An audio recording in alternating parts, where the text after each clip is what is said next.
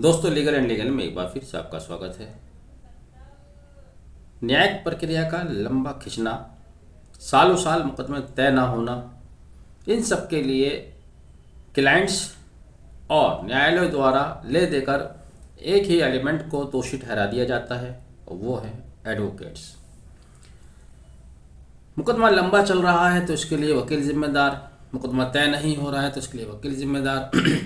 लेकिन इसके अलावा असल में कारण कुछ और हैं जिनके ऊपर हमारा ध्यान शायद नहीं जाता।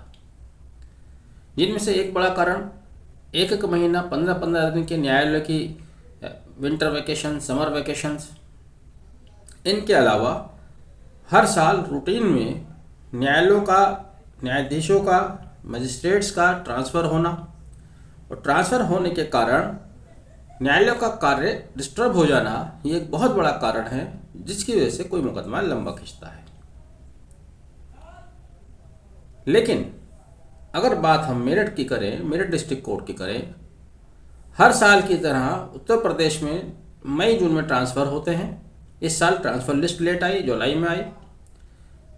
लेकिन उसके बाद भी जब से ट्रांसफ़र लिस्ट फाइनल हुई है, वह फाइनल ही नहीं होकर दे रही है। 2-1 महीना एक लिस्ट ठहरती है, एडवोकेट उस लिस्ट को अपनी डायरी में लगाते हैं, न्यायालय को समझते हैं, न्यायालय उनको समझना शुरू करता है, मजिस्ट्रेट को अपना केस समझाते हैं, और उसके बाद पता चला कि 2-1 महीने बाद एक दूसरी लिस्ट आ जाती है। फिर से उनका कार्यक्षेत्र, क्षेत्राधिकार बदल जाता है, केसेस एक कोर्ट से दूसरी कोर्ट ट्रांसफ़र हो जाते हैं, मजिस्ट्रेट चले जाते हैं, ट्रांसफ़र हो जाते हैं, प्रमोशन हो जाते हैं। मेरठ में लगभग कुछ ऐसा ही चल रहा है। पिछले 8-10 महीने में 3-3 बार एक अदालत चेंज हो चुकी है। हाल में फिर एक नई लिस्ट आई है। लिस्ट इतनी कॉम्प्लिकेटेड होती है, पहले उस लिस्ट को समझना मुश्किल, जब तक, जैसा कि मैंने कहा, समझते हैं तब तक एक नई लिस्ट सामने आ जाती है। मजिस्ट्रेट के सामने एक दिक्कत ये होती है, वर्कलोड ज़्यादा होता है। पहले उनको केस समझ में नहीं आते, वकील लोग पहले उनको अपना केस समझाते हैं।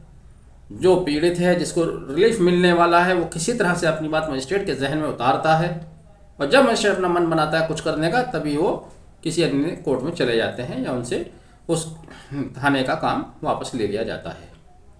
अब जो लिस्ट आई है देखने में कॉम्प्लिकेटेड है, पहले इसको समझना मुश्किल। बहरहाल जो भी इसके कारण है, आपको समझने में आसानी हो, इस उद्देश्य से इस लिस्ट को मैंने आसान तरीके से तैयार किया है। मैं इसको आपके लिए शेयर भी करूंगा। फिलहाल मैं इसको बता रहा हूं कि आपके थाने का, किस थाने का कार्य किस थाने में गया है, किस न्यायालय में गया है, कौन सी कोर्ट किधर से किधर शिफ्ट हुई है। थाना कोतवाली, मैं शुरू कर रहा हूँ। थाना कोतवाली जो कि एसीजेएम फर्स्ट के यहाँ जो केस लगते थे, क्रिमिनल केसेस, कंप्लेंट केसेस और डोमेस्टिक वायलेंस एक्ट के केसेस, वो अब एसीजे जूनियर डिवीज़न 6 में चले गए हैं। देखिए, यहाँ पर यह भी कहा गया है, accept under section 302, 304, 304B and 396, in cases को छोड़कर कौन कौन से केस गए हैं? क्रिमिनल केसेस तमाम, कंप्लेंट केसेस और डोमेस्टिक वायलेंस एक्ट के केसेस अब ये एसीजेएम फर्स्ट से एसीजे जूनियर डिवीज़न 6 में चले गए हैं। इसी तरह से थाना सदर बाजार के भी कंप्लेंट केसेस और डीवी एक्ट के केसेस एसीजेएम 3rd में चल रहे थे अब तक, अब वो एसीजे जूनियर डिवीज़न 5th में चले गए हैं, 5वीं में चले गए हैं। थाना किठौर, इनके क्रिमिनल केसेस, कंप्लेंट केसेस और डीवी एक्ट के केसेस जो कि एसीजेएम 3rd में चल रहे थे, अब वो सिविल जज सीनियर डिवीज़न एफटीसी कोर्ट में जाएंगे। थाना नौचंदी, अभी इन तीनों में ही 302, 304, 304 396 केसेस को छोड़कर तमाम केस दूसरी कोर्ट में चले जाएंगे, जो मैंने बताया। थाना नौचंदी, इनके कंप्लेंट केस और डीवी एक्ट के केसेस जो कि सिविल जज जूनियर डिवीज़न एफटीसी के यहाँ थे, अब वो एसीजेएम फर्स्ट में चले जाएंगे। थाना Partapur, criminal cases, complaint cases और डीवी एक्ट के केसेस एसीजेएम 3rd में चल रहे थे, वो अब जेएम 2nd में चलेंगे। थाना सरधना सरूरपुर के कमिटल केस एसीजेएम 3rd से इनका कार्य लेकर एसीजे सीनियर डिवीज़न 7th को दे दिया गया है। इसी तरह से थाना लालकुर्ती के क्रिमिनल केसेस, कंप्लेंट केसेस और डीवी एक्ट के केसेस जो कि एसीजेएम 6 के यहाँ थे, अब वो एसीजे जूनियर डिवीज़न 1st के यहाँ चले जाएंगे।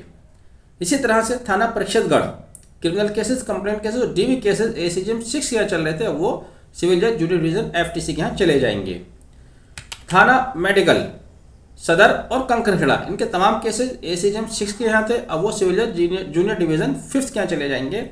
थाना ब्रह्मपुरी DV एक्ट के केसेस JM 2nd से लेकर इनको स्पेशल CJM को दे दिया गया है। थाना इंचौली के डोमेस्टिक वायलेंस एक्ट के केसेस जो कि JM 2nd के यहाँ थे, उनको भी अब ACJ जूनियर डिवीज़न 5th के यहाँ शिफ्ट कर दिया गया है।